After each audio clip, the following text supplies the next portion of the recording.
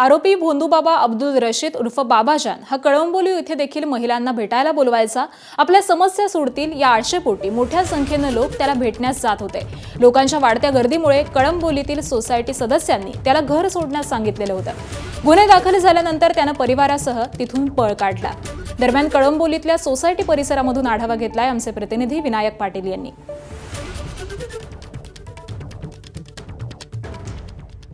भोंदूबाबा अशोधखारात नंतर अनेक प्रकरण आता समोर येऊ लागले असून अशाच पद्धतीनं रशीद उर्फ बाबाजान या भोंदूबाबाने महिलांवरती लैंगिक अत्याचार केल्याचं समोर आलेलं आहे। मी सध्या कळंबोली या ठिकाणी आहे आणि याच कळंबोली या ठिकाणच्या या सोसायटीमधल्या 7व्या माळ्यावरती हा भोंदूबाबा राहत होता आणि त्यांनी खालापूर या ठिकाणी एका महिलेवरती अत्याचार केलेत।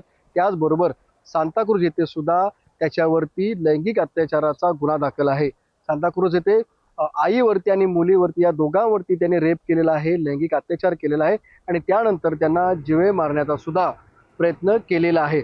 या ठिकाणी तो राहत होता आणि इथे अनेक जण त्याला भेटण्यासाठी येत होते। त्याच्यामध्ये काही व्यक्ती होत्या, महिला सुद्धा होत्या आणि या बाबाचा या सोसायटीमधील लोकांना त्रास सुद्धा सहन करावा लागला होता।